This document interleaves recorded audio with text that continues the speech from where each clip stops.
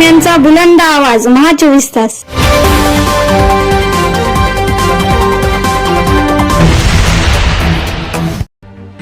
नमस्कार, महा 24 तास न्यूजच्या बातमीपत्रामध्ये आपल्या सर्वांचं स्वागत आहे. बातमी येते नांदेडमधून. पहलगाम हल्ल्यात थोडक्यात बचावलेले कृष्णा लोलगे आणि त्यांची पत्नी साक्षी लोलगे दाम्पत्य परतले नांदेडला. दहशतवादी हल्ल्याचा सांगितला थरार.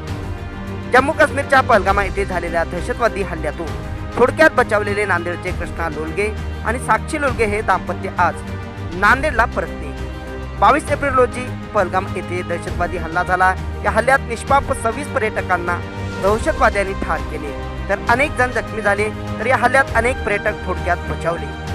नांदेडमधील कृष्णा लोलगे आणि साक्षी लोलगे हे यापैकी एक कृष्णा लोलगे आणि त्यांच्या पत्नी साक्षी लोलगे हे सहलीसाठी जम्मू काश्मीरच्या पहलगाम येथे गेले होते.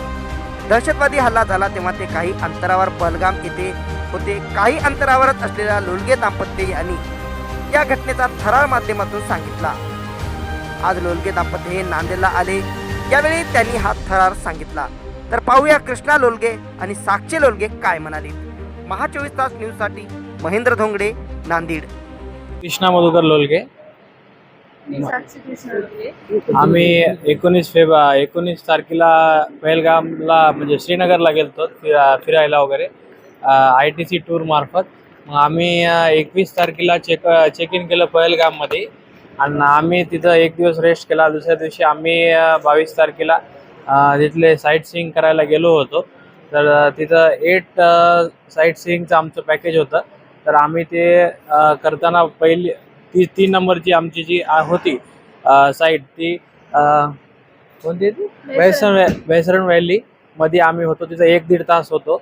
आम्ही तिथून निघाले की 15 ते 20 मिनिटात आम्हाला गोळीबारचा असा आवाज आला आहे. मग आम्हाला जसा आवाज आला, आमचे जे घोडेवाले जे होते हेल्पर, तर त्यांनी ताबडतोब आम्हाला तिथून म्हणजे तिथून काढून हॉटेलमध्ये ट्रान्सफर केलं आम्हाला. तर असं म्हणजे नंतर का आम्हाला कळालं की ते आतंकवादीनं पहिले आम्हाला फक्त गोळीबारचा आवाज आला होता. नंतर आम्हाला कळालं की आतंकवादी हल्ला झाला. मग आम्ही हॉटेलच्या रूममध्ये गेल्यावर आम्हाला थोडासा हे वाटलं. मग आम्ही सगळ्यांना सांगितलं की असं असं झालं म्हणून. हां, आम्ही मग तिथल्या लोकलला आम्हाला सपोर्ट केल्यामुळं आम्हाला म्हणजे कंटिन्यू सपोर्ट केला. हॉटेलला ट्रान्सफर केलं त्यांनी आमची. समजा त्यांनी आम्हाला हे केलं समजा. तुम्ही तिथं फिरायला गेलो का? बरोबर. तिथं पोलीस वगैरे हां, तिथं म्हणजे जसं हल्ला झाला तसं ताबडतोब मध्ये म्हणजे 2च मिनिटात आर्मी, CRPF, चॉपर वगैरे सगळे आलते फास्टमध्ये. कारण जवळच आहे ना तिथं कॅम्पस त्याचं. पहिले काय नव्हतं का तिथं? पहिले होतं पण त्या ह्याला नव्हतं, व्हॅलीमध्ये नव्हतं. अच्छा. हां, तिथं पोलीसवाले कोण नव्हते, काय नाही. हां, काय म्हणत होते? हां, काय म्हणत होते तिथं? काय हल्ला झाल्यावर काय? तिथं हल्ला झाल्यावर पोलीसवाले हे ते गेले चॉपर. मग आम्ही तर खालीच होतो ना थोडं म्हणजे झाल्यावर हल्ला आम्ही लगेच 10-15 मिनिटानंतर आम्ही गेलो की ते हल्ला झाला असं कळलं आम्हाला. 15 मिनिटाचं अंतर कापल्यामुळे तुम्ही सुरक्षित आहे. हां, सुरक्षित झालं. म्हणजे आम्ही त्या जिथं घटनास्थळ झाली 1-1.5 घंटा आम्ही तिथंच होतो.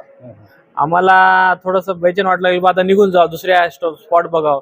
ते आम्ही जसं निघालं, आमचा फर्स्ट घोडा होता. आम्ही जेवढ्या लोकांमध्ये आमचा पहिला घोडा तिथून निघाला समजा तिथं. मग नंतर आम्ही निघाले की ते झालं घटना. तिथलं वातावरण कसं होतं नंतर? वातावरण एकदम असं आर्मी हे ते सगळीकडं जागोजागी आर्मी सिक्युरिटी वगैरे होती. त्याच्यामुळं बाहेर निघालं का? बाहेर निघाला काही चान्स नव्हता. एक दिवस बंद होता, दुसऱ्या दिवशी मग रेग्युलर सुरू झाला तिथले श्रीनगर. थरारक होता एकदम. म्हणजे असं बाहेर आल्यावर आता जे रिलॅक्सेशन आहे ते तिथं फिरायला रिलॅक्स वाटणं गेलं. किती मिनिटांमध्ये तुम्ही कसा वापस आला? 15 ते 20 मिनिटाचाच फरक होता, जास्त काही गॅप नव्हता. तेवढ्यावरूनच थोडक्यात वाचल्यासारखं झालं. किती मनामध्ये हा, तिथं होतं तेव्हा भीती होती. इथं आल्यावर आता एकदम रिलॅक्स, काही टेन्शन नाही. तरी पण ते अतिरेकी हल्ले करत होते आणि जणांचा जीव दिलेला आहे. असं काय तिथं काय असं घडलं होतं? काय काय म्हणत होते? म्हणजे अतिरेकी मारत होते. तुमची चर्चा काय ऐकण्यात आली होतं?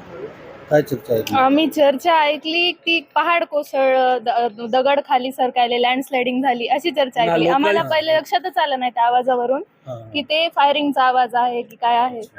ते आम्हाला तसं म्हणल्यामुळे तिथले लोकलचे लोक म्हणले लँडस्लायडिंग झाली, हे झालं. त्याच्यावरून नंतर आम्हाला कळालं की ते ऍक्च्युली आम्ही नंतर जेव्हा न्यूज पाहिली ना त्या टाइमला कळालं की ते गोळीबार होता म्हणून. तुम्ही